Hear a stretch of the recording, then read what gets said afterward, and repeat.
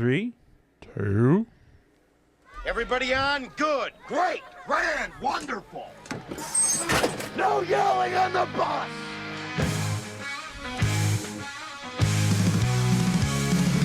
Headbands watching on the beat. The 80s and 90s can't be beat. So rhymes and question jaws.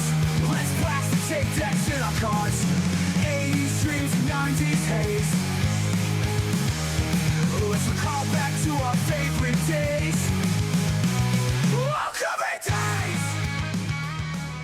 Hello and welcome to Totally 80s and 90s Recall. Get ready for a backstage pass to the iconic music, blockbuster movies, and pop culture moments from everyone's favorite 2 decades, the 80s and 90s. I am one of your hosts, David, joined once again in the studio by my time-traveling co-host, my platonic, non-loving Valentine. It's my good friend, Rob. I'm glad you clarified that for everybody. Today's episode goes out to all of our listeners out there who are pining for that lost love. The lost love that you think about has a smile that, it seems to you, reminds you of childhood memories. Their smile takes you back to a place where everything was as fresh as the bright blue sky.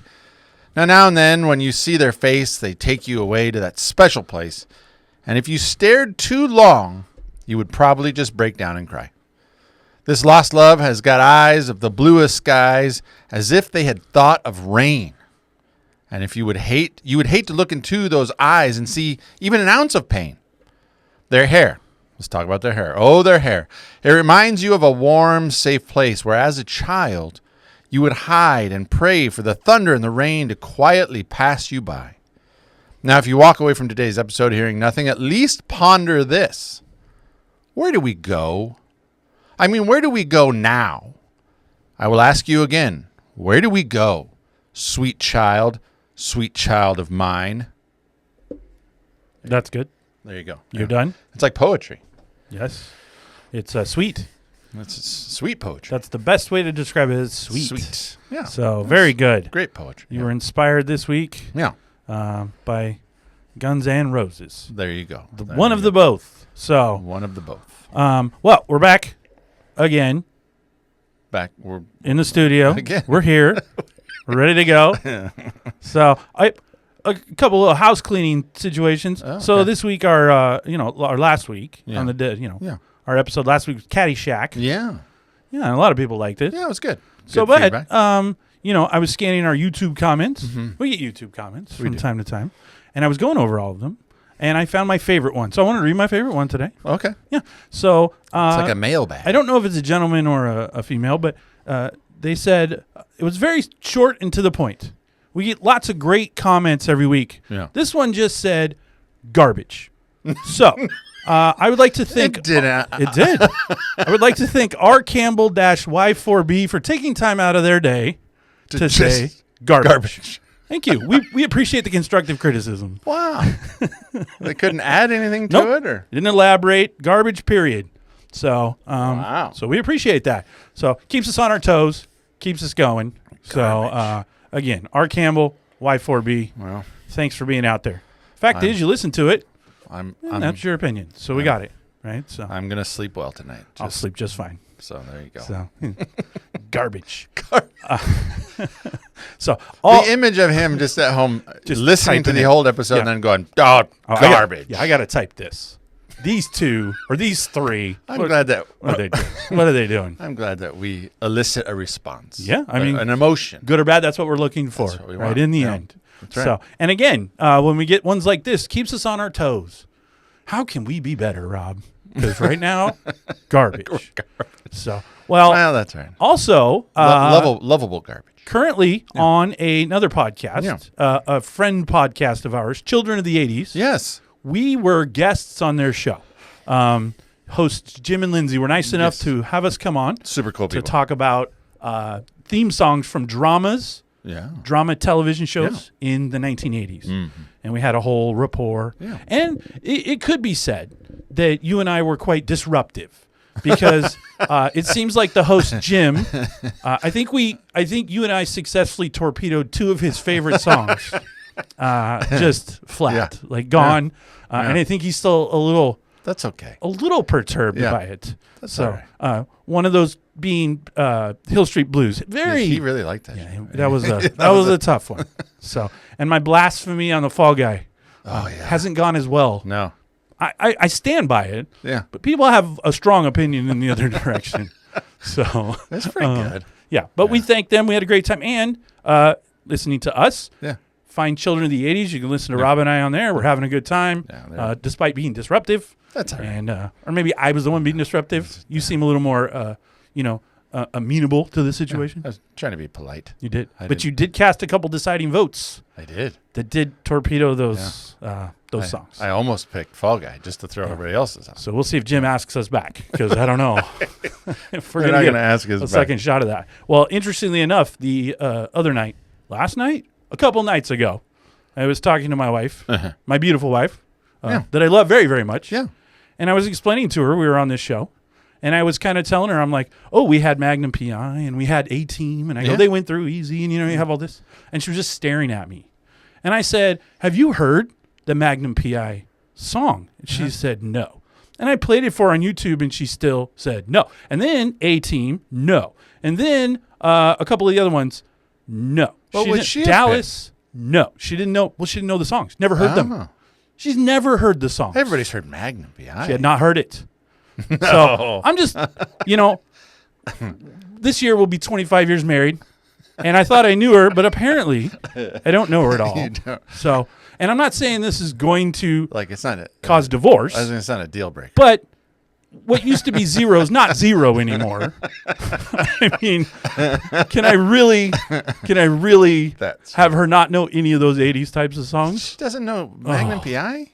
I was shocked. Wow, everybody knows. Very hard for her to shock me, Wow. and I was shocked. So Even yes, the drama's on there, like So- the Dallas and Yes. stuff. I figured she would have known. so yeah, those. divorce forever has been at zero, Zero. but it's not zero anymore. That's on the divorce papers. That's what I was gonna say. Yeah, Did not know Magnum Magnum PI. Sorry, irreconcilable differences. And you're gonna get one of those judges, and you're gonna go, "Oh yeah, this is immediately, yep, approved." yeah. He'll be like, well, he'll ask a quick question. Do you know the Night Court theme? And when she says no, boom, you're done. Get out of here. You two should not be together any longer. Yeah, So there you go. I guess it's my job now to teach her about that. So, well, speaking of wives, they're a little bit relevant to what we're doing this week. So why don't you share our topic with the folks listening at home? We were talking about 80s and 90s Valentine's Day. Yeah, it sounds confusing, but we're just going to kind of go over Yeah. what Valentine's Day kind of felt like to us back in the Dizzy. The Dizzy. Yeah. I don't think. Well, we're a 90s show, and I don't think we Snoop said would that. use the Z's in a lot of his word. So I think I've been at work starting to use that again to see if people notice. No, you're not. Yeah, I'll give like a PowerPoint presentation, and instead of saying house, I'll say hizzy, Yeah. and I'll just see who turns their head Yeah. and see, and if they know it, Then you know, yeah. it is what it is. No, It hasn't gone well, I was gonna say I would advise against it. but Don't do it. but I'm committed, so I'm just going to keep going. The hizzy. So, well, Valentine's Day, which I'm on the record, not my favorite holiday. I'm not good at it. And I would Sorry. I would also just branch out to say not even a real holiday. In the form that it's in, it's made up, in my opinion. Yeah. So I think we've mentioned on the show before, so I'm not going to do a big history on it, but really the version of it was supposed to honor St. Valentine. Uh-huh. And Christians used it later for love and to promote fertility. So that was it. Sure. But by the 18th and 19th centuries, it became common to exchange handwritten notes and small tokens of affection. So those are the fools that got us where we are right. today. Yes. So now it's just a money-making venture where you put all this undue pressure on people, husbands, boyfriends, to be buying flowers, Yeah. go out to eat, Yeah. cards, Yeah. necklaces. Do you do the cards with the wife? No. We don't buy cards for each other anymore. Yeah, they seem like... Like, let me pay. I have a strong $7 stance. for. I a talked card. about cards last year's Valentine's Yeah. episode, and I maintain my opposition to them. I don't mind if I get one once in a while, but they don't.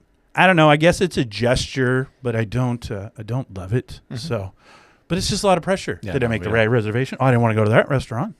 Oh, I don't like these flowers. Why didn't you give me roses? You got me daffodils or blah blah blah or whatever it is, and you're like, okay.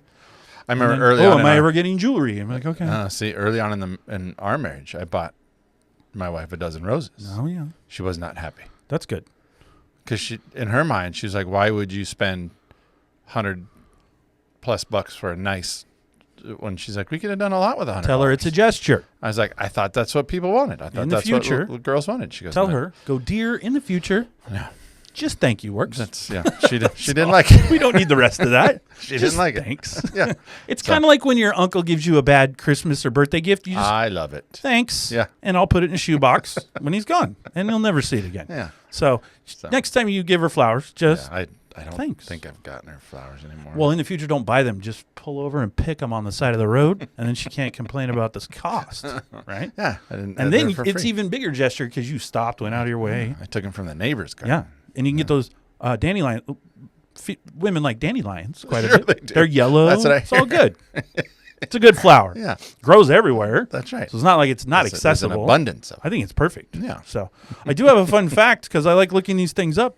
If you're listening to us today from Arizona, you most likely already know this. But Arizona became the 48th state on February 14th, 1912. Yeah, there you go. So Arizona apparently is a loving state. That's right. I've been there. It doesn't feel like that all the time. It's very hot. But well, yeah. It's like It's too hot. It's like Hades. It's uncontrollably hot. Yeah. My grandma lived in Arizona. Yeah. We go to visit her, and it's just like living on the sun. Did you go in the summer? We went in a couple different, yes, Okay, but one yeah. time in the we, summer. We went in the spring, No, we went in the summer. and it was like 75, and they thought it was cold. Yeah. No, Or yeah, the they people thought the people we were staying with thought Well, thought we were nuts walking around in shorts. it would feel cold to them because Yeah. we were there one time and it was like 121 Yeah, that's nuts. in the middle of the day. Yeah, no. Yeah, I don't understand I'm not doing that. what's happening down there, but it's too hot. I would drive. I'd drive away. Drive away. So, well, what did Valentine's Day look like in the 1980s and early 90s, Rob? Well, for me, and I imagine for you listening to us in the 80s, in elementary school, we would have Valentine's Day. We get a party Yeah. most years, and we would make these little like baskets out of construction paper. Yes. and you'd hang them off the front of your desk. Yes. And then on Valentine's Day, everyone would get those cartoon or whatever Valentines Yeah. from the store. Yeah. And you walk around and put them all in. Now, the school I went to and whatever, you had to give one to everybody. Yeah. Like you didn't get to exclude Yeah. Joe or Chris or whoever. Yeah. Like you put one in everybody's basket. And so 99% of the ones you get would just have your name added to whatever was written already on Yeah. there. But if someone really liked you, like if there was a girl that liked yeah. you, they would actually write something else. You know, there'd be a little different thing. So Yeah. I never got any of the right something else's. I just got my name. So that's the way that worked. But I got all those. And then we would just hang out and eat candy and look at the Yeah. Valentines for like the last hour of school. Yeah. So for me, we did that every year in elementary school. Yes. So we didn't do it in junior high. No. You imagine a basket hanging off your locker in junior high? No. And then I go look at it. And then if there's nothing in it, I just turn around and judgingly stare at the kids. Yeah. It kind of goes away. Because we've already middle school. established Yeah. nicest guy in junior high. That's right. You'd think there'd be some Valentines in there. No. There were none. Yeah. None slipped through the locker. There was nothing. Yeah. Well, I found an Maybe essay. that's why I hate Valentine's Day. Yeah. It's You trauma. harbor some Trauma traumatic from Yeah. childhood. Well, Jennifer Fliss is a Seattle-based fiction and essay writer, and I found this essay that she wrote, and I think it's worthy of reading. She says, "You go to the drugstore, love is literally in the air, thanks to air supply being pumped through the speakers. You stare up at the rows and rows of card options from Snoopy and Strawberry Shortcake to Batman. You choose very carefully. Will getting the generic dog and cat Valentine's Day cards say, 'I have no money'? Will the Teenage Mutant Ninja Turtles say I'm above this girly love stuff? With the card shaped like sweetheart candies say I'm fat? Oh, All right. You spend hours figuring out which cards you will disseminate to your third grade class. You don't want to get what anyone else gets. That was a thing. You wanted to make sure that you wanted to be different, right? And you wanted to get the cool stuff. You don't want to be seen as too childish or dorky. You want to have this to be the thing that turns your whole third grade existence around. There was some social power in Valentine's Day. Oh. It was a game changer, you think, and so you make your decision carefully. Your choice carries great weight. It is assumed that every mother will take every child to that very same drugstore, the one tucked between the Chinese restaurant and the deli, which I thought was funny because where we would get ours, there was a little Chinese restaurant right up. That's where we'd get ours. To select a box of Valentine's Day cards for the class, the girls will handwrite their own. Mothers will fill out the ones for the boys. Did your moms fill? No, I had to put the you do names yours? on. Yeah. It is an understanding that everyone will give everyone a card. You said that. I said that. No one will get left out. The adults make this assumption on behalf of the children, but the children, they know better. They know that this one is one of those moments when power and popularity become defined. This is true, I think. 3x5 note cards tell of classroom politics in a tangible way, one that can make or break a kid. In art, the week before holiday, your class makes Valentine's Day card holders out of white paper plates. There you go. There you go. You know what else we did? I learned in elementary school that I can still do to this day. It's quite the skill. You would fold a piece of construction paper in half, and then you could draw a half of a heart. Yes. And then when you cut that half out, You get a whole heart. it would open up as a whole Yes. heart. Just blew my mind. She says, fold in half, glue, decorate with leaning hearts, and your names, attach some yarn, red or pink, are your choices. These will hang on the back of your chairs at your desk. We did ours on the front of the desk. We did too. In your third grade classroom in your elementary school in the suburbs, they will be filled with sentiment and puns and hope. You wonder if yours will remain empty. Your card holder, just a folded paper plate, no longer useful. No one likes you, you understand, to say nothing of being someone's Valentine. Did you ever get none? No, You never had got to. none. We had You to had get to. it. As classrooms grow Not larger, till junior high. Junior high got none. yeah. People get left out. To save money, of course, 24 cards in a pack, 27 kids in a class. No, yeah. You know where this is going. No mother will buy a second set, only 3 extras. So there are children that will get not get a card. Who will know in the end? And I remember that being a conversation when we were buying with my mom. She would say, "How many kids you got?" And then they always had just enough. You had to either get a full another pack and then there was a fight. But anyway, it's great. The rest of the article, she just goes on talking about, just the politics, the class politics of the Valentine. And, Oh, yeah. And then there was the special one that you would put in if you really liked him. That's what I said. That was different. Yeah, That was a and different one.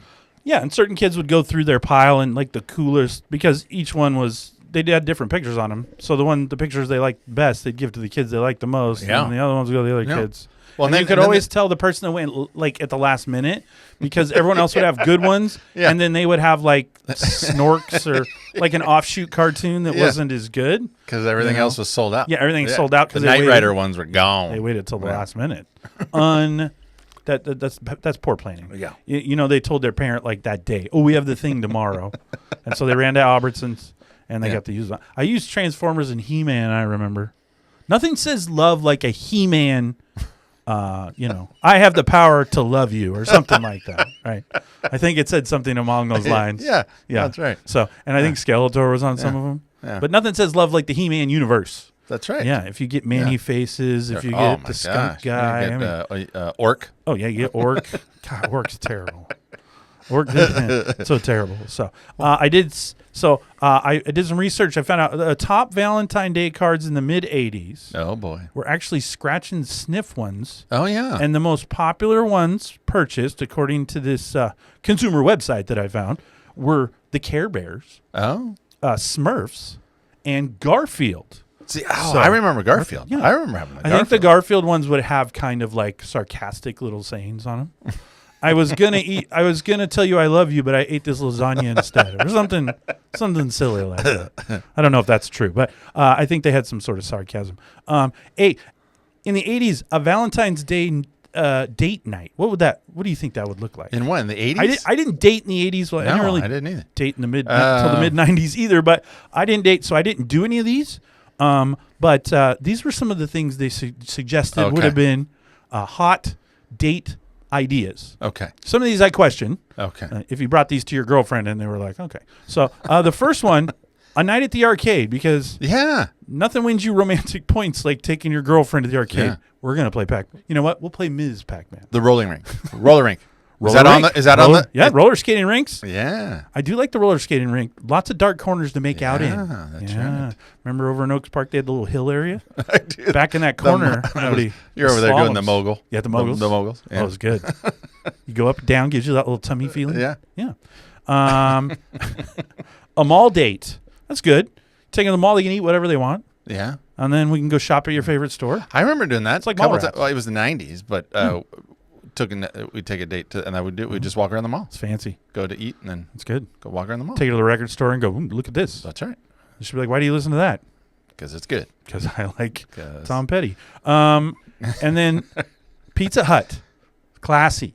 Old Pizza 80s Pizza Hut Yeah, I class. was going to say 80s Pizza The red and white. Yeah, with the checkerboard. Checkerboard, and Yeah. you have the red cups. Yeah. And the- they actually brought the pizza in the steaming thing. Yeah, the big. It was an event. Cast iron thing. or Yeah. whatever, It's not like now. If you had a pizza delivered now, like They had a that, killer salad bar, too. frown at you. So, and drive-in movies. Oh, yeah. We did have a drive-in. We went to a drive-in. I've been Where? there in Portland. Where's the drive? I don't never know. went. They don't have it anymore, Yeah, but I never I went. can remember on like one of our last nights senior year, Yeah. like 20 of us went to we were all in a row and we were just sitting on the back of people's, Yeah. and we saw Ace Ventura. At the drive-in. So we were drinking Zima and watching Ace Ventura. So That's a memory. don't come Yeah. for me. It was Yeah. great. And then afterwards we hit the Sherry's Oh, yeah, Sherry's. for a little punch and pie. little punch and pie. It worked out really I like well. Sherry's So, pies. They've closed down around our area. Yeah, they're done. So, Sherry's no more. well, that was the 80s. I also saw 90s Valentine's Day dates, candies and flowers you would give to the date, but other good gifts would have been a Beanie Baby, right? Oh, yeah. In the 90s, yeah. Yeah. Or maybe some Tommy Hilfiger cologne. Uh-huh. I actually quite like that cologne, and you can't get it anymore. It did smell good. I enjoyed You it for seem a like while. a Tommy Hilfiger. Yeah, guy. I'd spray it on good. You know, Okay. you gotta smell good for the ladies. A date night in the 90s, maybe you head to Blockbuster. Oh, yeah. Grab some Taco Bell, The, romantic night in. A movie and chill. Ooh, movie and chill. Yeah. That's what they called it then. I think that's what. So they actually ran a thing. I found it, and I don't remember it, but people probably did. They ran a thing where if you rented or if you bought food at Taco Bell, they gave you a thing, and you got a free rental at Blockbuster. Oh, yeah. They work together. Yeah. So you Smart. go grab some tacos, Yeah. and then go rent a movie. Go rent a movie. Night in. Yeah, there you go. This is long before the Netflix and chill. See, all you out there listening, that if you know the Netflix and chill, we were doing that long before you did. We already knew Blockbuster and hang out because we didn't say chill as much, but you know, it is what it is. So, you know what else I found is Hollywood didn't seem too clued in on Valentine's Day. Like they didn't capitalize on, you know, it's a romantic day. Yeah. So maybe we should put movies out Oh, yeah. that were romantic. Not really. They they didn't seem to care at all. In fact, in the early 80s, I could not find anything released on in or around February 14th that were even good movies. So the first time I found decent movies, 1987, on or the week before Valentine's Day. All these movies are either on or the week before. So they would have been out when you had date night. So 1987, Mannequin, you know, Kim Cattrall, Yeah. Andrew McCarthy. Yeah. That's it. That's like It could be a date movie. rom-comish. That'd be fun. But you know what else came out on Valentine's Day? Movie we've covered, and this would have been a great date movie. Over the Top. Over That's correct. I will tell you off the topic. My daughter the other day said she was telling me what she wanted to be when she grew up. She goes, "I want to be like that guy that drives a truck and does the arm wrestling." Lincoln I went, Hawk. I go, "You want to be Lincoln Hawk?" She That goes, is "Yeah." correct. Who wouldn't want to be? So Lincoln my Hawk? youngest is aspirations to be Lincoln Hawk. Could be worse. Yeah. There you go. She gonna hit the arm wrestling circuit. She's gonna tear it up. Apparently. Hopefully she doesn't run into. I don't What was that guy's name? I don't remember. The big guy. The blonde guy. Yeah. Basher or Slasher. Or, remember? I think it was Bash. I don't believe anything. Anything he says. Oh, he has a name. We're not saying the right name. That's gonna. So, but over the top. Nothing says romantic. Like you get your date into that movie, and then it starts. If she doesn't leave, keep her. She's a keeper. That's right. So, but in 1990, even better than over the top, be like, hey, I'm gonna take you out to a movie tonight for Valentine's Day. Oh, great. We're gonna go see Steven Seagal's Hard to Kill. That'd be a great romantic movie, right? So, 92, you could get a laugh. Wayne's World came out in February. 1993, Groundhog Day. 95, Billy Madison. So they're starting to figure out, let's put some comedies out. 96, Beautiful Girls. Oh. And if that's a little too sappy for you, also releasing that week, if you need just a little more oomph in your life for your date, Broken Arrow. Yeah. That's where For he those- says, for do those of not you- shoot at Yeah, the nuclear weapon. weapons. Yeah, For those of you that don't remember Broken Arrow, we have John Travolta, I believe Christian Slater. Yeah, and they're on a And train. they're on a train with It's a awesome. nuclear weapon. It's great. I think Travolta stole the nuclear weapon. Yeah, he was a bad guy. Yeah. Yeah. And when there's a nuclear weapon that has gone rogue, they call it a broken arrow. See? See? Yeah, I remember. It's great. So, I think I read the book. Anyway. Yeah. 98, 99 were good ones. 98, The Wedding Singer came out. That's a great date Oh, movie, actually. yes. And then 99, Blast from the Past, Brendan Fraser. You love that movie. Oscar winner, Yeah. Brendan Fraser. Alicia Silverstone. Christopher Walken. I mean, it's a star-studded cast. Yeah, it's a great movie. Guy from The Kids in the Hall. His name's Dave Foley, but Yeah. I just call him the guy from The Kids in the Hall. But the best one I thought of all these was in 1991. They thought, what would we put out that a lot of people would want to go see on Valentine's Day? What movie do you think would come out in 91 There's no way you would get this. It's gonna be a slasher flick. It's not a slash. Well, No. no, it's not slasher. Oh, okay. But it isn't a genre that you wouldn't probably think, let's go see that on Valentine's Day. Silence of the Lambs. Oh yeah, Yeah. that's close. Be like, hey, we're going to check out this check out this Lambs movie. Yeah, See what happens. It sounds nice. Sounds good. Yeah. And then Hannibal Lecter shows up.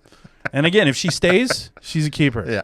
Right? Or you're like, yeah. So for the 80s and 90s, unhinged. literally those were the only movies like by name that I knew. Yeah.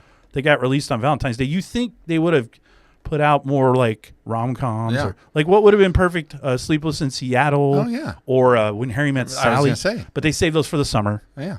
Because the summer they're going to get more action. Right. And then Hallmark wasn't really doing they The don't movies. even but they don't even do like They do some. they don't capitalize on the Christmas. Hallmark is Christmas. They That's do where Christmas, the yeah. rest of the year they show you a bunch of movies that they are what they are, but Christmas is where Hallmark makes their money. Yeah. That's why they do it now in Christmas in July and all this. That's true. Nobody does Valentine's in October. Like Valentine's is just in February. It's no other time. Valentine's in October. That's funny. So, Yeah. So, some movie ideas. Now, I did not see any of these movies on a date to the theater because, we've shared before, but I did not have my first date with a girl until after I graduated high school. Really? So, yeah, I didn't. You did. I did not. I did not go on a date until after I graduated. It was the summer after my graduation. So, Really? yeah. Oh, I kept to myself a little bit. I was a little scared of the ladies or something. I don't know what happened. I don't know what to do. You turned into a little more of a ladies' man in high school than I did. So I don't know you about evolved more than I have. I don't know if I was evolved. still that shy kid in the corner. Hello. No, you weren't. No. If they had asked me to the movie, I probably wouldn't have been able to handle it. Like, what? I don't know. What? Where are we going? What are we doing? You want me? Makes no sense. Oh my So, gosh. but yeah. So do you have any do you have any fond memories of either when you were younger or like high school about Valentine's Day? Did you ever come to your locker and find a balloon or No. maybe you got a teddy bear? No.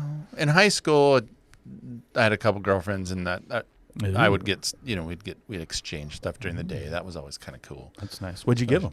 I remember giving a teddy bear one time. You went teddy bear. Did it have a heart attached to it? It did. It was Okay. white. And a teddy Where'd you bear. get that at? Hallmark store? I don't know.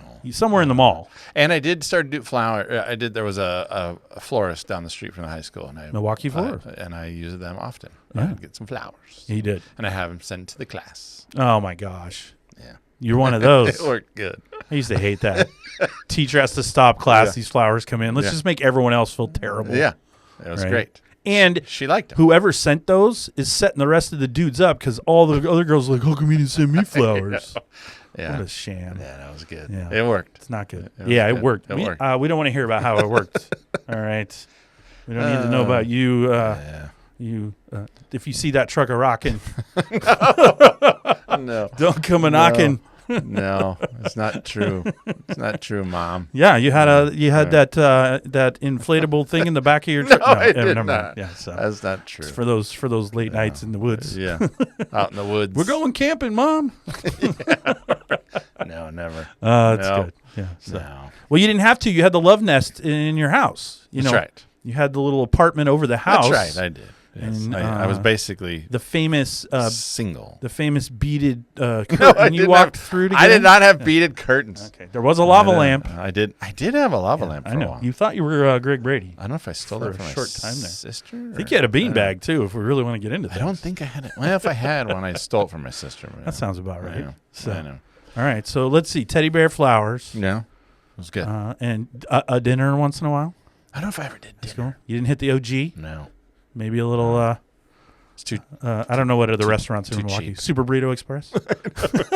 Yeah, yeah. You'd have to go downtown or something. Let's share a burrito. Yeah. Yeah. No. Let's go to KFC and get some chicken littles. Wasn't a dinner guy. Yeah. That'd have been great. You Too should order like 20 chicken littles at KFC. Sit down. You can have 5. I'm eating the rest. We'll share a soda. Yeah. Get a box of tacos at Taco Bell. You guys eat those chicken littles like they do on Lady and the Tramp, one on each side. Those chicken littles are good. Man. They're fantastic. They don't serve them anymore. No, they don't do them anymore. I say KFC now because that's ingrained in my brain. But when we were kids, it was just Kentucky Fried Chicken. Oh yeah. I don't think the KFC came until later.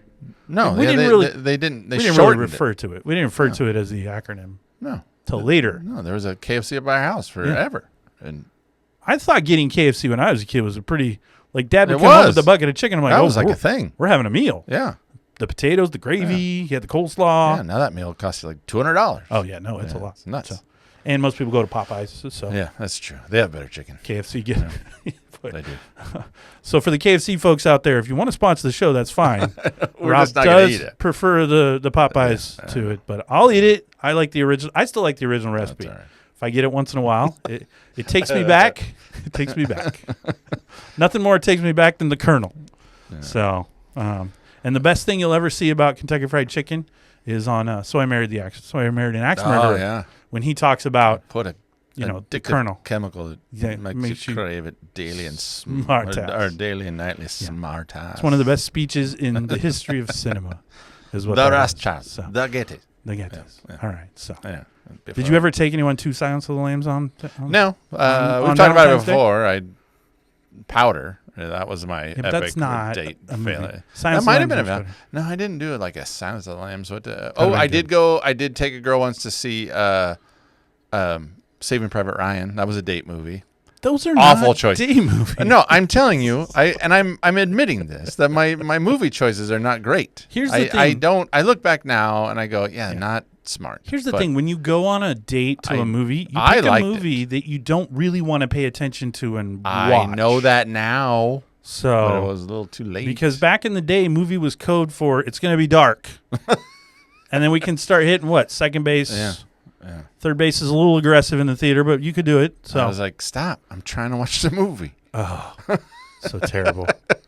And then you're like, why isn't she calling me back? I'm like, stop! You So quit. ridiculous. Yeah.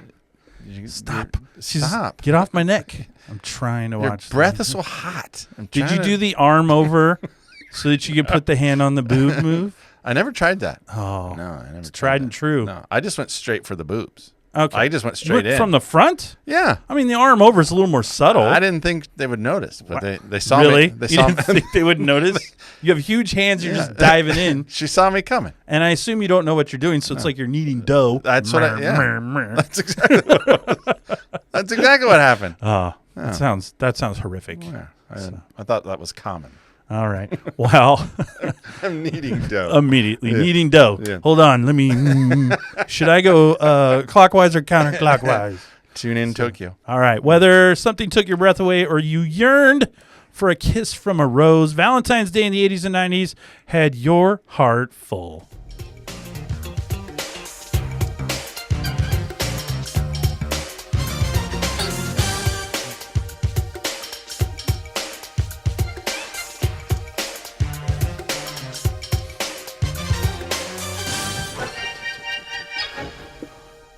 If you just tuned in a couple minutes ago, this is not a podcast about pizza.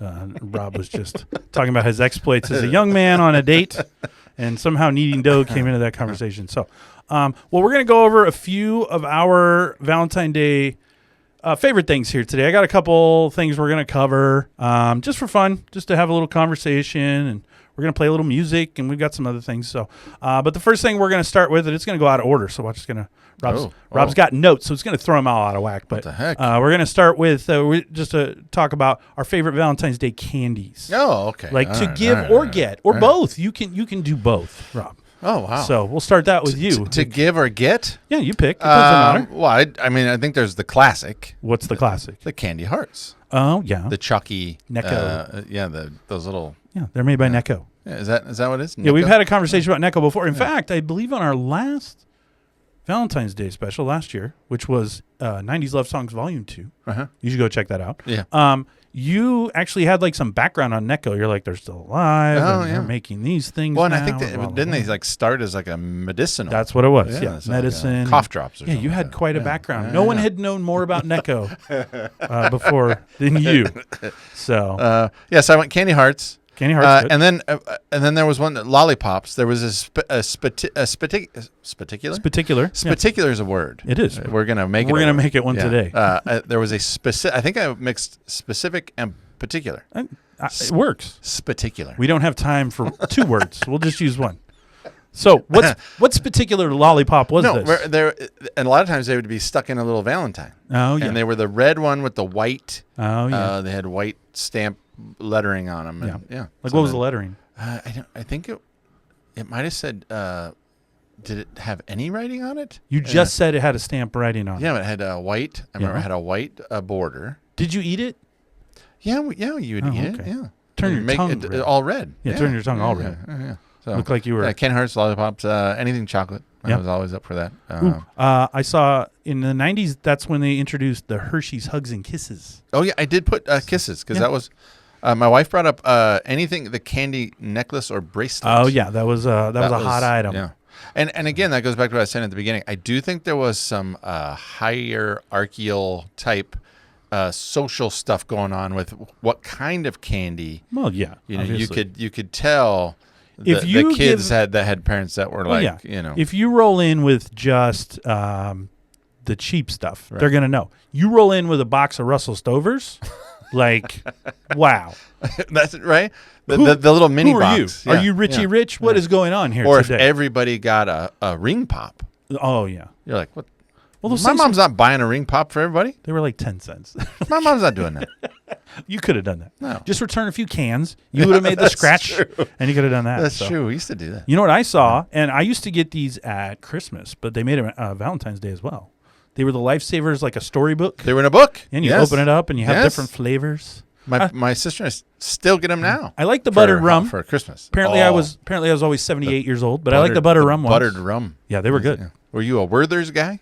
Yeah, they were good. Werther's original. Yeah, I'm into hard candy most of the time. It doesn't upset me, so I can eat most hard candies. I also like saltwater taffy. If we're listing candies off, we live near the ocean, so we Yeah, get I like saltwater taffy. Yeah, we're kind of saltwater taffy snobs. Oh, okay. It's got to be certain places. Oh, here we We've go. tried it at other places. and All we're like, right. that is not good. What about a Reese's peanut butter heart? Oh yes, Can't I go like wrong that. with Yeah. those. Yeah, That's a I plus. like- So I got all my Valentines from my mother because she wanted to make sure we didn't feel left out as kids. Yeah. Because there weren't like girls coming over and Yeah. dropping things off. So And that was something. As my mom would give my sister and I a Valentine's Day Yeah. present. Yeah. And that was always nice. That was a surprise. nothing says you're a ladies' man like your mom giving you. I did have my Valentine's mom candy. send me flowers. I think to the school or something. That was nice. You almost should. Actually, that's not bad. That might score you a couple points with the ladies because you're like, oh, your mom sent you. I almost My would mom just loves me. send them to myself and say they came from my mom. You would do that. Yeah, and then they'd be like, "Oh, It's your actually mom not a bad sent you idea. Yeah. Or it would be. I think it would work out pretty well. But I can't go back in time and do it now. I didn't come up with these devious plans till I was older. Man, that would have been good though. Yeah. Or you like deliver it and it'd be like from a girl, but she goes to like West Lynn High School. You'd be like, oh, You and have then a whole the tits are backstory. Like, whoa, You have a what is whole happening? backstory. Yeah. She's nobody you know. Until it's the one kid in class like, look, my cousin goes to West Lynn. I'm gonna do some. I need to ask. asking around. I need to ask a question. I don't think we've met you, Dave. I don't think Westland girls are sending you flowers. Maybe. No, they're not. They were a little snobby for the rest of us. So The Lake Ridge girls. For those of you that don't know where we lived, we lived in a pretty nice suburb, but Westland was considered a little more highbrow. Yeah, that was where the ballers lived. That's right. You're like doctors and stuff. Yeah, the Blazers would live. Some Blazers lived. Well, they lived in like Lake Oswego. Oswego. That was even more affluent. Yes, they did. Well, if you tuned in today for a nice little map of the Portland area, Portland, Oregon, you are in luck. You found- Perfect time to tune in. So, all right. You know what you didn't say was Laffy Taffy. Yeah, I wasn't a big Laffy Taffy guy. Banana. It's okay. The banana Laffy Taffy. Banana one's okay. That was good. It was an aggressive banana flavor, and I think it didn't Aggressive. because it wasn't like a real banana flavor. It was that like It's true. It wasn't offshoot of banana, Yeah, it was. and so it was a little off-putting. Yeah, I like it. But I could see you just chomping on, and that's I another love- reason girls weren't talking to you because your mouth's full of Laffy Taffy. Hey, Rob, That's true. why are you always eating Laffy Taffy? You're like the girl on Willy Wonka's chewing gum all the time. Are you still eating Laffy Right. Taffy? I know. And then you'd probably repeat the jokes you found on the wrapper. I did. Of course They were you funny. did. Yeah, they're like dad jokes. Yeah, I love the dad joke. Hey, girls. The girls. Tell you a joke. It's terrible. You want to hear a joke? I'm sure they love it. They look forward to it every day. Yeah, You should do a joke of the day every morning. They can take that to school. With them. We do a joke of the morning. That's perfect. On the morning announcements every morning. Guess whose idea that was? Those are for the kids. This guy. You should give them to your daughter so they can take them to the high schools and the middle schools. No, they'll get laughed at. All right. I don't want that. All right. Well, the next thing we were going to talk about is, so in the late 80s and 90s, it seemed to be quite a thing on TV for either your favorite sitcom or show to have like a Valentine's Day episode, or they would actually do like a mini movie or a mini show kind of revolving around, so a TV special revolving around Valentine's Day. So this might have taken you a little more work because you kind of had to go look around for some stuff. But I said to just identify a couple, like things you found that you remember that you watched, and then, why you liked them, or you look back on them now and you're like, why did I like those? I'm not sure. But it could be a cartoon, it could be a show, it could be anything you want. And there are lots of choices out there. Yeah. So give me one that you came up with, Rob. Well, oh my gosh. I found this and I immediately told my wife, I said, I'm including this in today's show. Oh, okay. I can't not do it. So I never thought that we would get this on the show, but we're going to. So beautiful. So season 4, episode 20 of Star Trek: The Next Generation. Wow. Was that the one with Data? It was with Data. And There Geordi was yes, Geordi LaForge. The good LaForge. Yeah. That's isn't that the Reading Rainbow guy? Yeah. And then you had and then also the Roots guy. Also the Roots guy. And then you had Captain Jean-Luc Picard. Jean-Luc Picard. Yes. So there was an episode, 1991, season 4, episode 20. It was called Cupid. Oh, nice. Q-P-I-D. Cupid. Because the main character, there's a mischievous character named Q. He's a repeated character throughout the series. I like it. And he does this magic thing, and he sends the crew off to relive Robin Hood. And they all become characters. That's good. And Jean-Luc Picard. Who's Robin Hood? Jean-Luc Picard. Oh, yeah. Yes. And he had to go save Maid Marian. Oh, beautiful. And to win her love. And it was interesting to tie all the Robin Hood together. In Robin Hood Men in Tights, Jean-Luc Picard, Patrick Stewart, was King Richard at the end when they got married. See, it's funny because then so it all wraps around. Yeah. And then I found all these this data said in 1994, Entertainment Weekly ranked the episode as the 8th worst of the series. The AV Club gave the episode a B-. Tor.com gave it a 5 out of 10. Empire. Anyway, there's bullet after bullet. And then it got me to thinking, there's a lot of people that are ranking Star Trek episodes. Everybody there's people that just love Star Trek. And I could see the AV Club. Oh, they're in here. Being Star Trek nerds. For AV sure. Club. There's an entertainment website called Den of Geek. Yeah. Noted that this episode featured some nice romantic elements.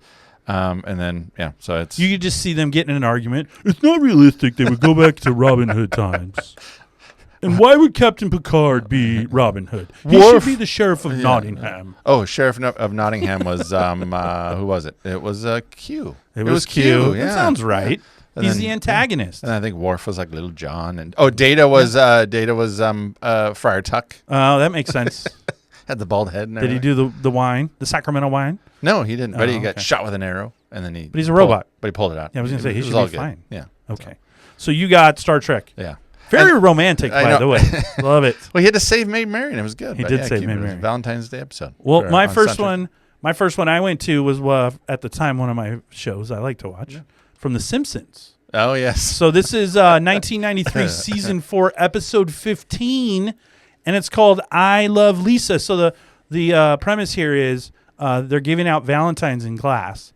Now, in this case, not all the kids got them because Ralph Wiggum, the Sheriff Wiggum's kid, who's kind of a little nerdy kid, little off, right? He doesn't get any. And so Lisa sees that he doesn't get any, and so she wants to make sure that he's helped out. Poor Ralph. Here you go, Ralph. You choose me? Happy Valentine's.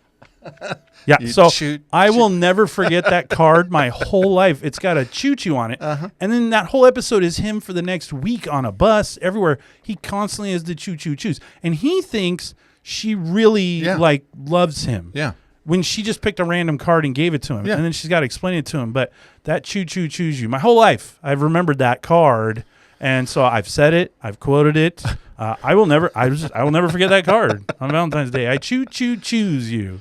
And that's a real deal. Like, that would have happened. Yeah. Like, one, on reverse, you didn't want to be the one that got the Valentines from the one kid. Yeah.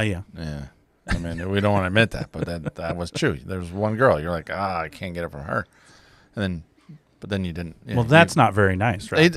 It was third grade. We're very it was, exclusive it was in the 80s. It was the. Get away from me, Clara. That's right. I don't want your Valentine. What is this Cabbage Patch Kid Get this thing? candy out of my bag. I gave Muppet Babies out once. That was a hit. Kids were pretty excited about that. You had the Muppet Baby cards? Yeah. Oh, wow. I didn't give out actual Muppet Babies. Oh, you get a Kermit, you get a, Gonzo. I didn't have those, but I had the Valentine's cards. Ballin'. Those were a hit. Yeah. People were like, "Oh, Muppet Babies!" I think we sang the song as a class. I was gonna say I could see you doing. Muppet Babies. Yeah, it was good. I think the whole class got together on that. Teacher let us. I may be misremembering that. That might not be correct. Yeah. But it feels good in my head. Fever dream. It feels like a great dream or a great memory. I'm going to keep it as a memory, whether it happened or not. Yeah, we don't care. I just feel like the whole class and I should have sang Muppet Babies at some point in our life. Well, so my wife and I watched both Valentine's Day episodes that were featured in the show Friends. Oh, yeah, those were good. Yeah, and we laughed at them. One was called The One with the Candy Hearts.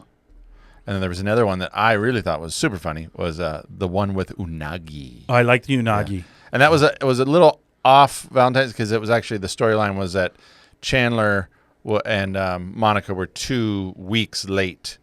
It was 2 weeks after Valentine's Day, and so they were still trying to catch up. They were catching up. Didn't he give her a mixtape that he had made for Janice? No, I think Janice had made it for him. He made it for him, and he tried to pawn it off, and he gave it to her, and she got mad initially. Well, they were supposed to make each other a gift. Yeah, and she acted as if she was on top of things, but she was not. But she wasn't, which was weird because Monica normally was. Yeah. So she was really just infatuated with this mixtape, and so she rewarded him. Correct.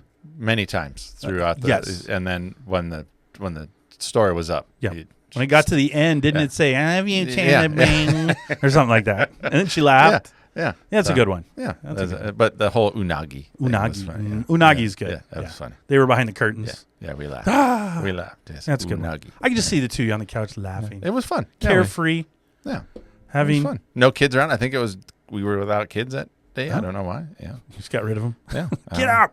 Yeah, sometimes my kids just aren't around. I don't know where they go. Go outside and play. Yeah, no, they don't play. I'm kidding. Well, my second one, oh man, this is a good one. I watched this. I remember watching it back in the day. This came out in 1990. It was a made-for-TV movie. Oh. And I think during sick days, I would lay around the house, obviously, like anybody else. And a lot of people like to say they watch Price is Right. And I watched some Price is Right, but I distinctly remember 2 shows being on in the middle of the day that I would rewatch. Actually, 3.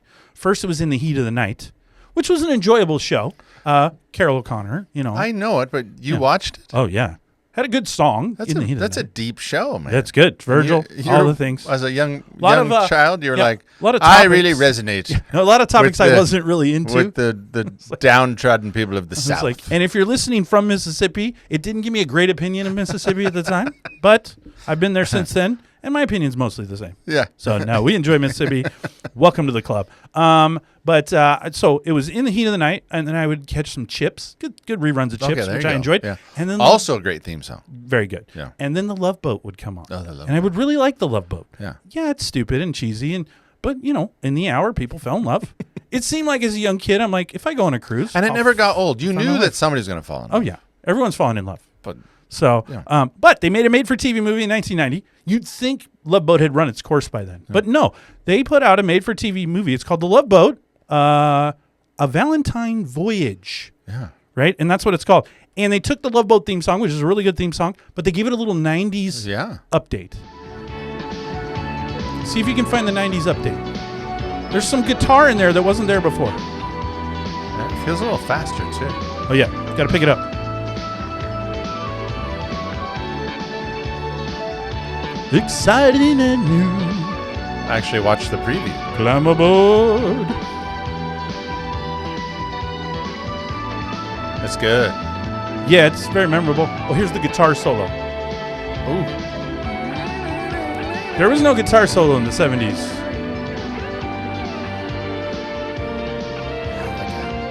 Almost like a synthesizer. There was guitar. no, yeah, like a keytar maybe. It might be a keytar. Something like that.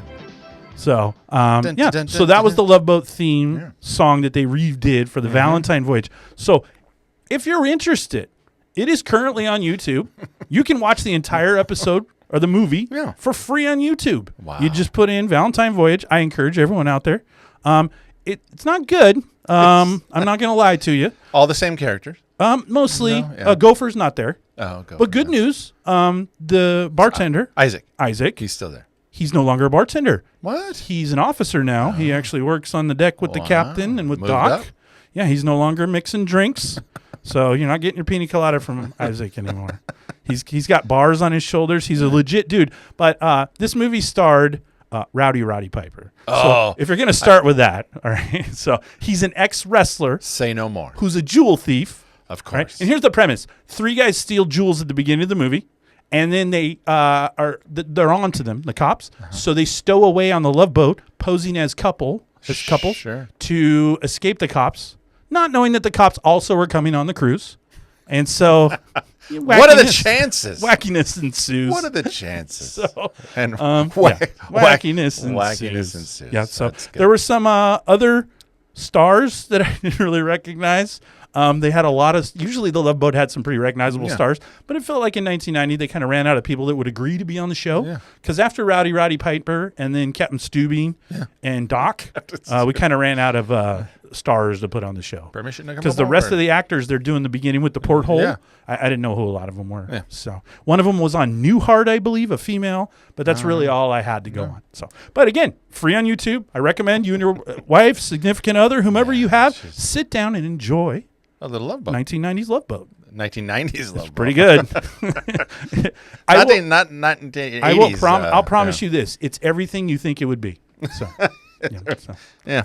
Did you have any others? No. Full House loved Valentine's Day. Oh, it did. There was 4 or 5 episodes. There's a great Saved by the Bell one where they wear hearts and then they give them to who they're going to the dance with. Yeah. And during that episode, Zach makes a subliminal message tape to convince Kelly to go with him because she'd already said yes to Slater. Yeah. It was quite the deal. Oh, yeah. I was going to say, I'm shocked that you didn't even bring up Saved by the Bell. Well, there's the whole one where the flashback. Yeah, the flashback. Yeah, I know. And he how about the fact that Screech doesn't even recognize Zach as Bambi, Yeah, I know. and then It's a good one. and then Screech is dressed as a heart. I try And- not to and overdo the Saved by the Bell. He puts all the ears on the little worms for Yeah, he's good. for Kelly, not Kelly. Anyway, Lisa. Yeah, Lisa. Sorry. Yeah. So yeah, We know who the Saved by the fan Bell, is around here. The Smurfs had an episode, 1983. I don't know who's fallen in love in Smurfland. There's only one girl. My Smurfy Valentine. There's only one girl who's fallen in love with the Smurfs. I Well. feel like that's a long day for her. Otherwise, so Oh Anyway. no! No. well, the last one I had, I thought it was funny. I think I resonated with this because it's not about loving someone else; it's about loving a thing. And I had lots of things that I probably loved during that time. But Adam Sandler on Saturday Night Live, Oh, yes. he had sang about Thanksgiving. Yes. He had sang about Hanukkah. That's right. And he didn't want Valentine's Day to be left out. My mom bought you when I was just 13. The brightest red sweatshirt that I'd ever seen. She got an extra large so I wouldn't grow out. That's too big for you, the other children would shout. But we stuck together, we didn't quit. And now the children say, what a perfect fit. I love you, sweatshirt. Red hooded sweatshirt. So that was him. Shamalama-ding-dong. That was the Valentine's Day special on Saturday Night Live, and he sang about his red-hooded sweatshirt because that's what he really loved. So those were a couple of the things I remember from the 80s and 90s of things that I watched. But like you said, there were a lot of other ones. Yeah. I think there was a Garfield Valentine special. There was. There was a Charlie Brown. Charlie Brown. Be My Valentine, Charlie Brown? I'm going to guess Charlie Brown got no love on that one No, probably not. because he tends not to get Roseanne, Night Court, Night Court. Major Dad. Major Dad. Yeah. Home Improvement had a couple. Oh, yeah. I was thinking about Looney Tunes. Yeah, that stupid Pepe Le Pew.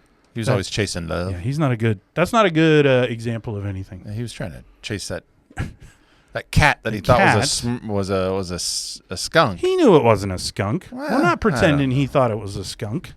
Well, apparently, there. Yeah. You don't think he mistook the black and white cat for a skunk? No. No. Okay. But why do you think he knew? He Because was he blinded by love. he would paint the white off of himself because he knew Oh, it true, wasn't true. a skunk. True, true. So he knew. Yeah. I read So- that skunks and cats are in the same family. That sounds about right. That's why they call skunks polecats. Sounds because about they're right. Of the same species. All right. Well, the Anyway. last thing, skunk talk has ended. The last thing we're going to go into today is we're going to do a little music. No. So this year I've said I wanted you to go find your top 5 cheesy 80s or 90s love songs. Yeah. These are songs that a majority of people or people you know or it's been commented to you before that these aren't good songs. Like they're overdone or they're cheesy and they're not good songs. But for whatever reason, you love them. It's like a guilty pleasure. Like I really like this song. I don't care that everybody else hates it. So to shock everyone today, I'm sure Rob will be playing From a Distance by Bette Midler. Real close, though. Real close. Yeah. But yeah, so we're just going to go into a few of those so that we can have some cheesy, fun music Yeah. that you can play this year. It has a love feel to it, but you might also go, okay. It's got some. It's very, very saccharine, if you will. Yeah. It's a good word from the 90s. I don't know. 80s I don't know and this 90s. word. Saccharine. So, saccharine. What does that mean? So, but do you have your music ready? What does it mean? It's like Saccharine. sugary, Sugary. Yeah. Sweet. too sweet. Got it. Okay. Okay. All right. So, well, do you have your music ready? I do. All right. Well, before we jump into the music, I've got a little. We got to get in the mood. So I have a little intro. A little intro for the mood. Right now, something new. Now, just hold on. You. There's no way. It's a big bow wow wow. There's no way. We're gonna make it a little mystery here. Oh, So okay. that's really the only part of that song we can play without I was going to offending say the there world. is no way you get that song on this show. I just got it. Barely. Like I got the one part of the song you can play without, offending Wow.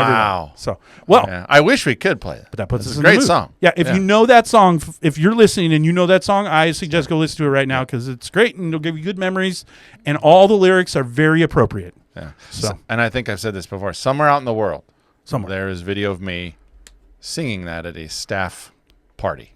I don't see the problem. But yeah, hopefully they've deleted it. But All right. anyway. So All right. what is your first cheesy song? Here it is. You went the Bruce, huh? The boss. My Little Dove. You enjoy this. This seems like one you would. Yeah, I Tunnel of do this. enjoy it. It's not good. It's not good, but I like a little Bruce. It sounds country. Yeah, it does. But check this out. Let's see if I can take you back to the beginning. Okay, listen to the beginning. This is the beginning of this song. That doesn't sound country. Sounds like Like a 90s hip hop song. yeah. It's It's bizarre. there's some weird stuff going on. Yeah. Here. Thanks, Bruce. Yeah, anyway. Well, so why'd you pick that song? that's Tunnel of Love. Because it's MTV. Because MTV. It's Bruce Springsteen. It's Oh, yeah. 1987. Okay. It was actually much bigger than I thought. Feels like past his I prime. thought, that's not a good Bruce song. It's not. But it reached number 9 on the Billboard Hot 100. It was and it got a video award for MTV Video Music Award nomination for Video of the Year. So That doesn't mean it wasn't a slouch. So it reached number 9. But I like a good Bruce Springsteen song. Yeah, you can't go wrong.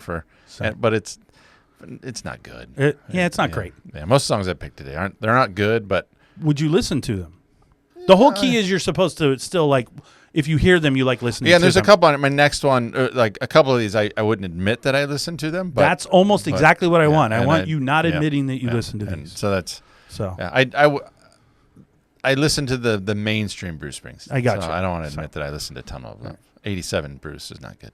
Yeah, it's not as great. Yeah. So, I'll listen to it. 84 Bruce doesn't make me that happy either. So, any Bruce, not the Bruce I need. Well, my first song. Oh, by the way, I'm fairly convinced you're going to despise all 5 of my songs. Okay. Like, That's all right. really, there's one you might go, oh, that's not bad. But 4 of them, you're really just going to, I mean, you might leave the studio, actually. You might be surprised. But my first one's not going to shock anybody who's listening to this show. If you're listening and it's not your first time, this is not going to surprise you. Oh, I almost picked a Chicago song.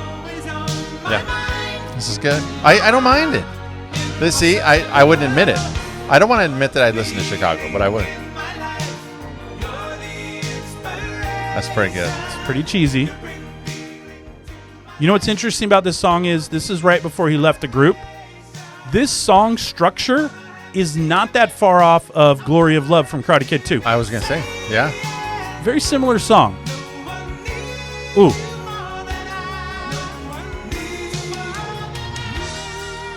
That's really good. Oh, okay.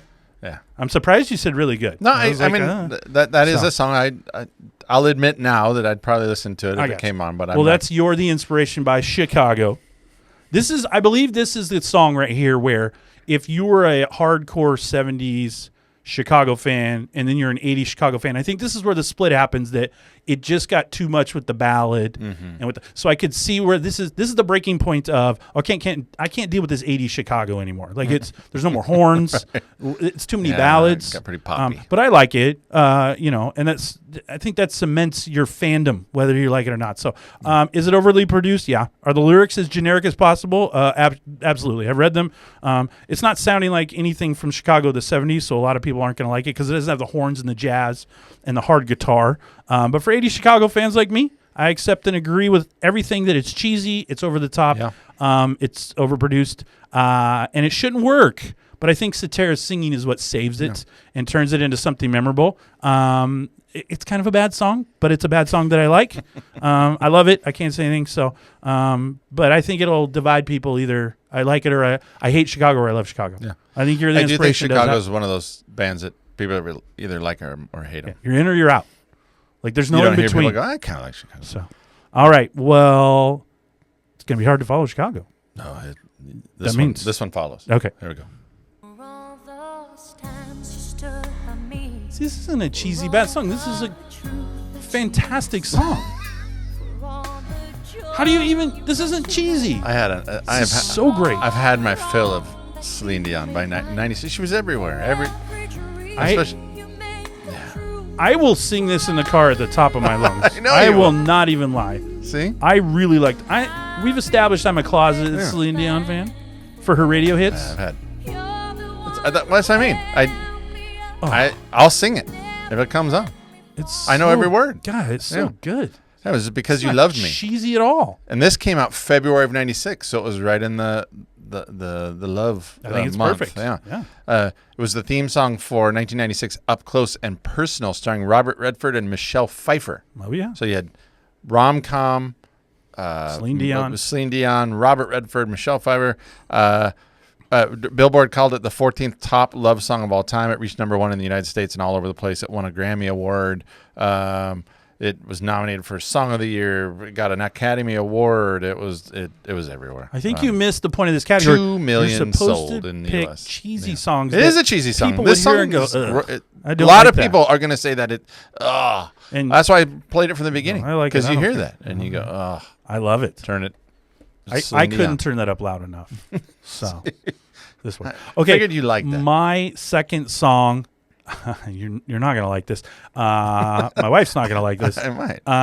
And I shouldn't like this. Like in the end, when it comes to this song, there's no reason that I even listen to it.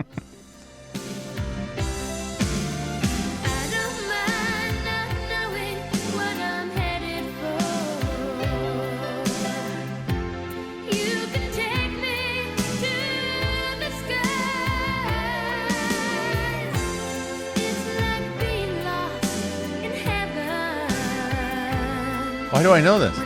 Because you know it. Is this the Bengals? Is that You don't know what this is? Yeah, Yeah, I do. I'm Who's shocked. The Bengals. No. Come on. This is Lost in Your Eyes by Debbie Gibson. Debbie Gibson. Oh, yes. Damn it. So, again, definitely a cheesy song, but a #1 hit cheesy song. Right. So in 1989, this went #1 on the Hot 100. On the positive side, You and I are vibing it. I'm telling you what. on the positive side, this song is praised for Gibson's strong vocals and the song's ability to invoke a sense of innocent teenage love, often comparing it to a Disney ballad. Critics will say it sounds childish, although Gibson was still in high school, so that might track, and would only be enjoyed by 12 and 13-year-olds. So, but to be fair, when this came out, I was a 12 and 13-year-old. Yeah. So, the video has been called a little silly as well, which I agree. I watched it. It's just her sitting at a piano. Yeah. And then they have these cuts of her and a dude, like in a field and in a city. It's like watching a Hallmark movie. It's not good. She wasn't meant to act in that way. So, Her and a dude. as I said, I shouldn't like this song. The guitar is actually pretty bland. There's nothing special going on there. The musical composition's not very exciting. It's not well produced, but it sounds good. But I just like it. I don't know why. So Gibson wrote the song on the piano at home after school. She gave a quote in 2021. She said, "I came home from school. I sat down on the piano. The song poured out of me in real time. I wrote it in 10 minutes and didn't change a single note." So good for Debbie. She came home from school, just couldn't take it anymore, and wrote this song. So now in 1989, you said this earlier, I would not have told any friend that I had as a 13-year-old in 8th grade that I was listening to this Debbie Gibson song. But I guarantee I taped this off the radio. Oh, yeah, sure. And when no one else was around, I had no problem turning it up and turning it on. Now, if you were to have walked in my room while this was on, I would have been, stupid radio, and I would have turned it off. I'd be like, Z100, what am I going to do? Playing this crap. But secretly, I like it. I like it. So, well, mine. and it's not a good song. My next one is going to fit right with that theme. I like it.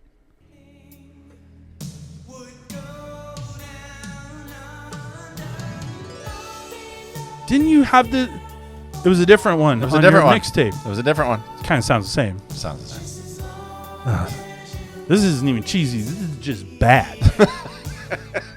The thing is, when I was getting this list ready, I was playing guilty it. pleasure. I was playing it out loud, and my wife was in the kitchen, and she started singing it from the kitchen.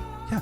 Well, any girl of that age that are now our age, Yeah. this is going to trigger those emotions Yeah. and some sort of PTSD involving the new kids on the Yeah. block. No. So this is another one that I'm not going to admit that I would like it, but if it came on, I'd sing it. Really? Yeah. So this is "I'll Be Loving You Forever." 89. I would change this. You would song. change.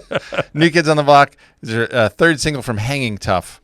It was their first single to go #1, and it came out summer of it hit kind of summer of '89. And the lead vocals you hear there are Jordan Knight. Yeah, he's good. Yeah. He was good. He's good. He was good. I got to give it to him. He's talented. He looked the part. He's good. I was jealous of Jordan. See that? I mean, I love Donnie. but, Donnie. Donnie was the bad boy of the group, but Jordan probably was most of the talent. So, okay. Well, my third song, this is the only one I think you might tolerate, right? When I was putting this together. But I want you to focus. Okay. Because I'm not going to tell you what the song is right now, but I want you to focus when you hear it on the word go. Don't you know that one cold word's gonna lead to another? Then we'll have nowhere to go. Even if heaven and earth collide tonight, we'll be all alone in a different light. Damn. I don't care what the world can't see. It's just between you and me. I said it's just between you and me. It sounds like it should be a TV show. Maybe. Like a theme song to a TV show. So this is Just Between You and Me by Lou Gramm. Oh, Do yeah. you know who Lou Gramm is? Yeah, he's great. Are you sure? No, I don't know. He actually is great. All right. Lou Gramm is the lead singer of Foreigner. Oh, there you go. He sang all the Foreigner songs. So that's why his voice is very recognizable. So this isn't Foreigner. It's This just is him Lou- on his solo project. Oh. So, but what I told you was, I think, to listen to that, the way he said go. Yeah. When you heard him, he really puts some emphasis on the word go. I like it. I want to emphasize it one more time because I think it's relevant to what we're doing. Then we'll have nowhere to go. That's good. So the way he rolls the go, I think, is actually what makes the whole song. Because I think if you sing this song and don't do that go that way, you just say go, I think it's just a bland, generic song. I think the go is what draws me It's in. almost a rock, like he little. Yeah, he really lets it go. So, but I will be honest, this sounds like nothing different than 10 other songs on the radio in 1989, but I found it catchy. It's not an obscure song. It's a top 10 hit for Graham, but in 1989, you could have this. You could confuse this with Bad English, with Chicago, with 38 Special. There was a lot of these songs out there where you're just like, okay, I've heard that song before. But I've always liked it, and I thought it was really catchy, and especially that go. I think the go makes the song. That might be why it's difficult to pin who did it. Because you're like, it sounds like a lot of people. Yeah. Well, Graham wrote this song with Holly Knight. She's considered a hired gun in the music business. You bring her in to help write a hit. She wrote songs like Love is a Battlefield and Invincible for Pat Benatar. Also wrote Ragdoll for Aerosmith. So she's like that guy in Elf with the little the little book. She's the guy. Yeah. You bring him in. Yeah. Miles, whatever they call him. Yeah. And so he called her, said he wanted to work with her. I just think he wanted a hit, right? Sure. So he brings her in.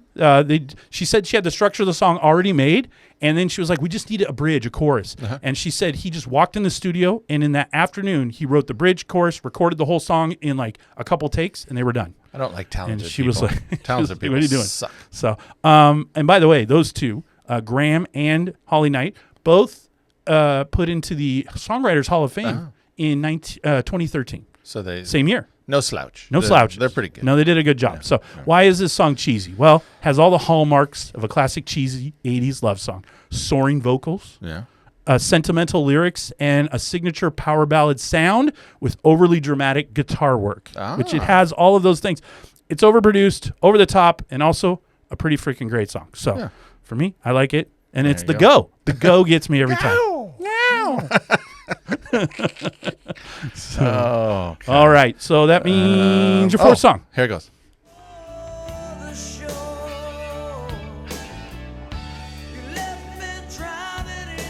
Yeah, anytime you play a Bon Jovi. Yeah, Bon Jovi is one of those ones that... This isn't the one I had from No, 95. it's not. Okay. No, my wife actually thought that. She goes, not far David off. used it. It's not far I'm like, off. no, it's a different song. Well, that right there tells you. I'll be there for you. These 5 words. Yeah, I love it. Yeah. That's not good. But the fact that my wife got these two mixed up. Tells you they're the same song. Yeah. Thanks, She Bon goes, Jovi. Yeah. She's like, David already did that song. Why would you do the same song? I said, it's a different song. I had to prove it to her. But it's not. Bon Jovi's like, look, it already worked. Yeah, we'll just do We're not trying to overthink this thing here, Richie. Just write it again. I put as I'll Be There For You, Bon Jovi, released February of 89, written by Bon Jovi and Richie Sambora. There he It is. reached number 1 on the U.S. Billboard Hot 100. Hooray. Here are the lyrics. I love it. I'll be there for you. These 5 words I swear to you. When you breathe, I want to be the air for you. I'll be there for you. I'd live and die for you. I'd steal the sun from the sky for you. Words can't say what love can do. I'll be there for you. Beautiful. There you go. You play those for your Valentine's date, you're in. Right. Yep. So at least in 1987 or whenever that came out, 88, I don't know. Yeah. What album? It was called New Jersey. New Jersey. Yeah. That's correct. I think that was 88 or 89. Yeah, it was like their So, first one one of or their- something. Yeah. All right, we've hit my 4th song, which is the song I believe you're going to hate absolutely the most. And it's confused. The whole lyric I like setup that you saved is confusing. the one that I'm going to hate the most, and I saved the one I think you're going to hate the most. I love it. Yeah. Look at it. We're giving gifts on Valentine's Day.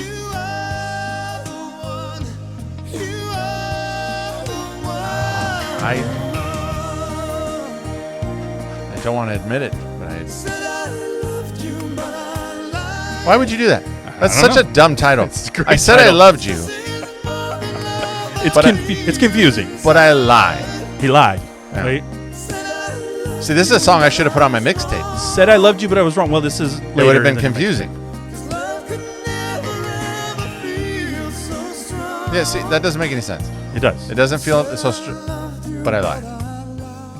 So this is I Said I Loved You, But I Lied by Michael Bolton. So song. when he first says, you said I loved you, I said I loved you, but I lied, it feels like he's about to take a shot and like break up with her or something. I said I loved you, but I lied. But then he goes into this is more than love. Ah, got you. He says it's stronger than the love I feel Yeah. inside. These are just confusing. I know. And what's more than love? Is he becoming a stalker? Is he becoming weird? I know. I don't know. I will tell you this. If you go to YouTube and watch this video, it's worth the 3.5 minutes. He's standing on a rock and in the ocean. Yeah. there's fake fire around him, Yeah. and he's wearing a button-up shirt in every scene with only the bottom button by the belly button buttoned. Yeah. The rest is just open, so you've got the hair. And he's got a lush of chest hair. He did not shave for the video. It's fantastic.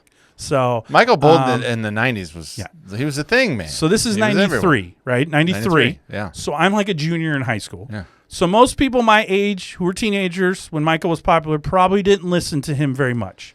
But tape. I just say I wouldn't tell anyone because you'd probably be a butt of a joke. Yeah. Or someone would be silly and go, "You're not listening to Michael Bolton," because most people thought his music was horrible at that age. And in 93, what am I listening to? I have Snoop Dogg. I have Nirvana. Yeah. Pearl Jam. I have Beastie Boys. Yeah. So I have a plethora of really good music.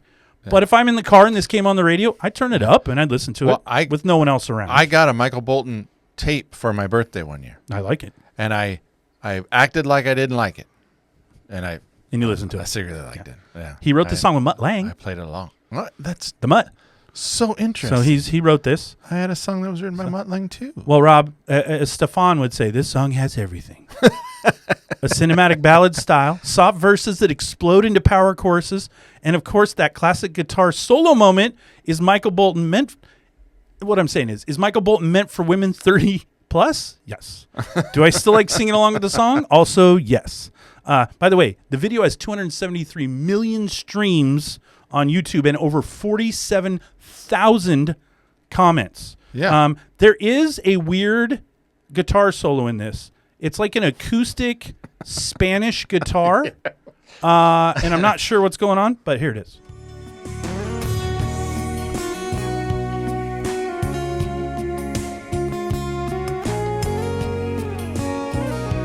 You get inspired by Bryan Adams or something.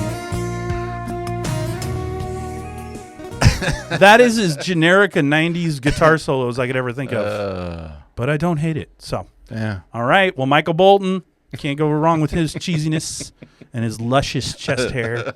So, what is your last song? I've been holding on to this forever. Okay. Here we go. Oh, I should just turn this off. I hate this song so much. I've been waiting for this moment my whole life. I almost get a visceral reaction about how much I don't like it. Listen to that. If I'm thinking of a way that I could hate something the most, what would it be? Oh, let's throw Sting, Bryan Adams, and Rod Stewart in the same together. room. Listen to that. Awful.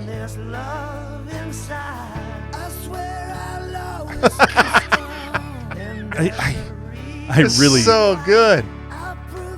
I was hoping this would never make our podcast. I know. I was hoping it. I was waiting for the moment. Here it is. Here it's coming. I know what's coming. It's coming. It's a crescendo. Horrific. I can use big words too. Wait, Crescendo. hold on. There it is. So bad. Let's make it all fun, all for love. Yeah. God, that sucks. That is the worst song we play. I would listen to Bette Midler from a distance before I listen to that. Oh, I've been holding on to that forever. I've had really it in hate my it. pocket. The moment that this list, I saw the script. You know what I can't wait for now? said Tell us I- why you like that song. Oh, here we go. Or So think this- it's cheesy. All for Love, written by Bryan Adams and one Robert John Mutt Lange. Look There at he that. is. Yeah, it's For the soundtrack, The Three Musketeers. It is performed by Adams, Rod Stewart, Sting. Released as a CD single in the United States in November of '93. It was a worldwide hit. Reached number one all over the place. There's a this is killer. No. There is somewhere out there. There's a 1994 live version featuring Luciano Pavarotti, Andre Bocelli, So the three tenors. the three tenors. That might be better. Nancy Gustafsson, and Georgia Gustafson. Todrani. I think it's Gustafson. I don't know what it is. And then the guy who actually wrote the song, he's conducting the orchestra. Hooray. Adams also made a French language remake of this song. I don't care. I really don't. That's even more pretentious than doing the first version. Listen to this. Alan Jones from Music Week wrote, with the minimum of formalities, Bryan, Rod, and Sting launch into their three-way rendition of this powerful ballad with the movie The Three Musketeers. Their vocals blend well, and though the song itself is a trifle predictable, Their combined fan base should be strong enough to send this hurtling into the top 5 in next to no time. Listen to that. It's so bad. Mark Frith from Smash Hits says, quote, drama and powerful choruses on top, and it's got one of those searing guitar solos in the middle. He added, genius. Love or hate it, you can't deny the professionalism that will probably make this number 1. It's terrible. And the fact that it went to number 1 just gives me no faith in the average radio listener. In what year was that? 95, 96? 93. 93. Yeah. November of goodness. 93. It's All for love. all for love. It's horrible. And I don't Rod like Stewart, Sting, and Bryan Adams. don't like that you like 3 this. powerhouses of I've been holding on to that for so long. I was so excited. My wife's like, you're going to actually play that. Yes, I am. And You shouldn't have. Yeah, it's so good. So it's that I can't think of a Bryan Adams song, and then you add those other 2 fools in. So okay, I was giddy. well, to my share. last song Yes. is I hope you know it because I don't know if you know it. It's from the mid '90s. Okay. and I've got some good memories. You excel at being free. Can't you find a little room inside for me?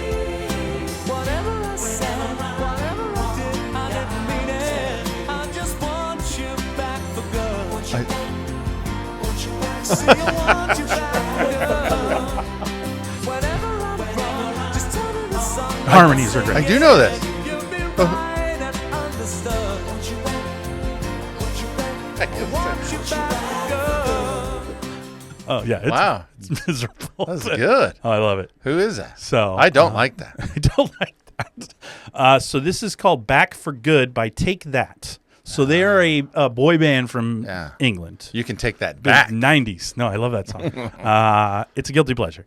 Came out in 95. Again, I wasn't supposed to like this song, but in between listening to Rage Against the Machine and Tupac, I found a little room for Take That. Take so, That. Why do top I 10 know hit. that? This was a top 10 hit in America, but Rob, this is going to blow your mind.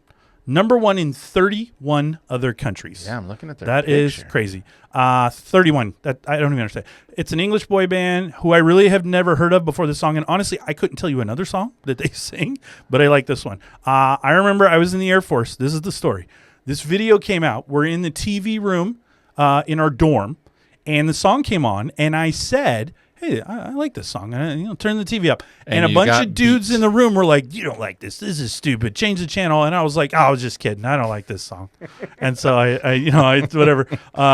But I wasn't kidding. I did like the song, but I didn't want to be shamed in the room. And if at the age I am now, I would have easily told them, no, I love this song. Robbie Williams was in that band. Robbie Williams was I in didn't that know band. that. So, Okay. the music is too soft. The lyrics are silly, and it's a boy band. So I should hate this song on every level. Yeah. But I don't. Despite it being formulaic, and I like the singing. I like the harmonies. I always have. I always will.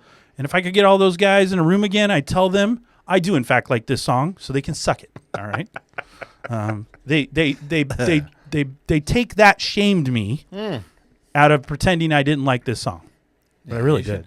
Shouldn't let people tell you what to believe. I believe that's true. All right. So it's a great song. I think you can't go wrong with it, Rob. Yeah, that was my least favorite on your list there. Oh, I didn't like it. Scored. I didn't like Both of our last songs were the other person's worst songs. Great. So I think that's a plus, right? Yes. So, all right. Well, that sums up we talked about our favorite kind of specials and shows. Candy. We hit some cheesy music. Yeah, What some was your favorite part today?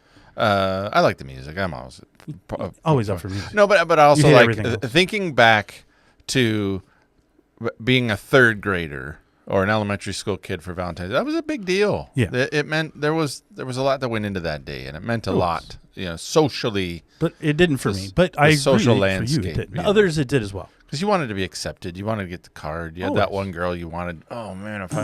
And then you go, I'm just getting the same one everyone else got. I'm Yeah. like, dang it. I wanted the. No one choo-choo chose you. No, I wanted It's okay, Rob. the special one. You know just what? me. I choo-choo choose you now Oh, as all my, right, man. again, platonic Valentine. But it's just as good. Just- So, my favorite part of the show today. my wife would argue that we spend more time together than than them. than our wives. Than our wives. Yeah. That's probably true. That's probably true. I don't see anything wrong with that. It's fine. My favorite part of the show today, the music was great, talking about the shows was great, all that. But thinking of you accosting some poor teenage girl's boobs like kneading dough, that's my favorite part of the show today. I just thought I had a choice. Either you come in like all stealthy, or you just come right in the front door. Like most people would, make it a little subtle. I'm just like, well, let me see those boobs. I don't know if that's a good idea. So, I flipped a coin. I didn't really. Yeah. I'm not good at decision making. But you never shared with us. How did that turn out? I walked home. Okay, there you go. She Because drove. I didn't have my license. That's correct. Yeah. So until I was like 19 or. She was like weird. the boob Nazi. No more boobs for you. Yeah, she said, "No, I'm out." Society frowns upon that behavior. Yes, it does. I'm like, oh. So, all right, fans, if you love today's episode, let us know. Follow us on X, Facebook, Instagram, or Threads, and drop us a comment with your favorite Valentine's Day moment, memory, candy. If you've got a cheesy song you want to tell us about, go ahead and drop that in there. Or you know what? Any 80s or 90s nostalgia you'd like us to cover, we'll go over all of it. We'll even go over the parts on our YouTube channel where it says garbage. So you can check us out on YouTube if you want to see the magic of us making each episode. It's really just us sitting here looking at each other. But you do get to see me do some harmonies from Take That. That was really good. Not normal. Yeah. And Rob waves his hands a lot. So you get a little extra when you tune in. So and you can find any of these links in our show notes, or you can just Google 80s 90s Recall, and you'll quickly find us everywhere on the World Wide Web. That's right. Let's get nostalgic, shall we? All of us here at the Totally 80s and 90s Recall team want to let you know that we've been shot through the heart, and you're to blame. And we want you to know that you've given love a bad name. However, we also want to remind you that the Totally 80s and 90s Recall podcast is the perfect complement to your listening experience and the perfect antidote to modern life. Now, forget about that time you gave out that OJ-themed Valentine with the courtroom picture of OJ trying on a glove with the words, "We're a good fit." Mistakes were made. Very good. Visit Totally 80s 90s Recall at podbean.com. And like the ferocious T-Rex, we will have you saying, "You're dynamite" in no time.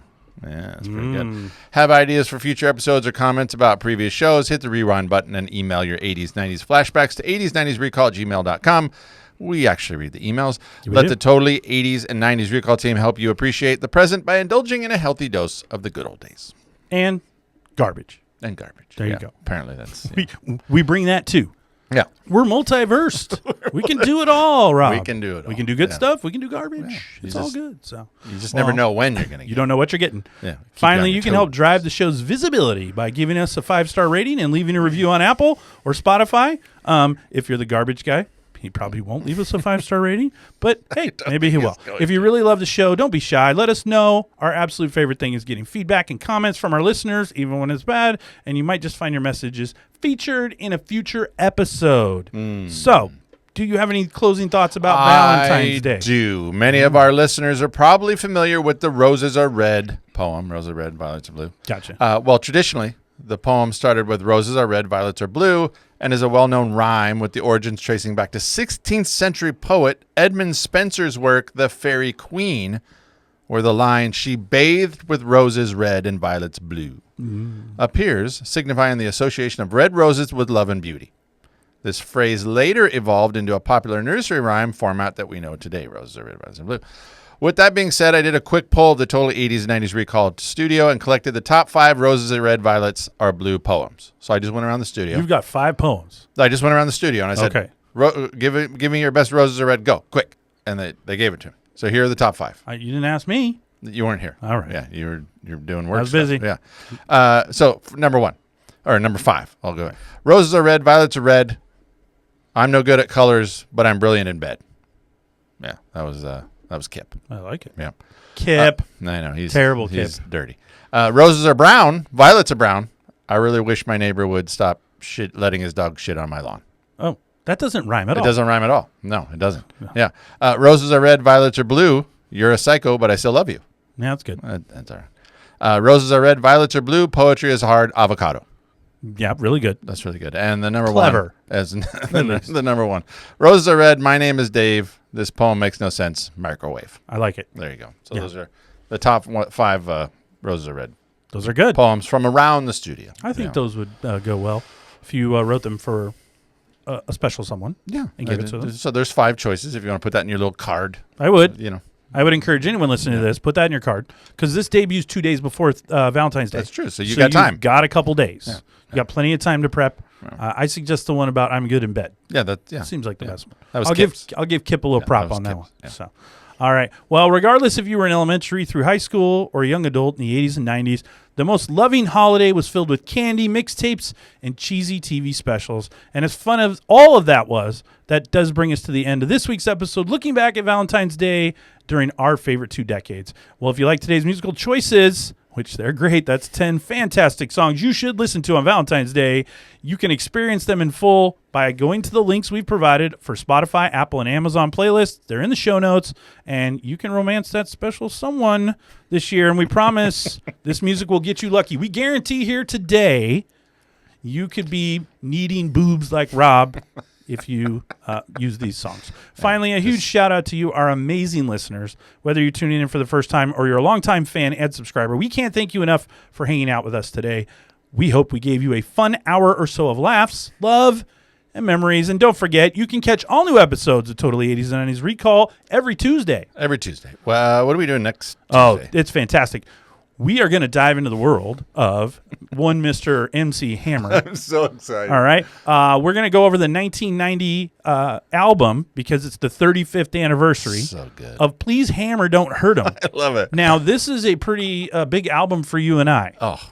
I'm curious if going back, I'm going to think as fondly about it as I did in 1990, but we listened to this a lot. A lot. We listened to it on your porch. We listened to it at my house. Uh-huh. We had a lot of these songs down cold. Yeah. So I think it's going to be a good run through the adventure. I highly recommend anyone who wants to listen next week, go to your favorite, whatever you get your music, get the album, go through Hammer, Don't Hurt 'Em again. Please Hammer, Don't Hurt 'Em. I think you're going to find that I'm so excited. some of those songs, I've been listening to the album. Yeah. I probably haven't listened to it since 1990. And I've got some opinions. So I think it's going to be interesting. So, but it's going to be fun. We're going to go through it, and we're going to have a good time. So. That's good. Yeah. All right. I'm excited. You got anything else? I got nothing else. Fancy goodbye. No fancy goodbye. Yeah. I hate this holiday, so I might as well go out with a song that I also hate. Yeah. Let's make it This is the only time. Listen to harmonies. Only time in the history of this podcast, Brian Adams will close the show ever. Oh. I always assume that if he closed the show, it's our last show.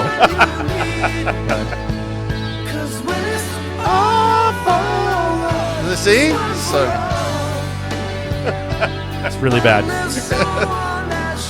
And I think a lot of people are going to agree with me. I don't know. It's really bad. I'm excited to hear what people say. It's garbage.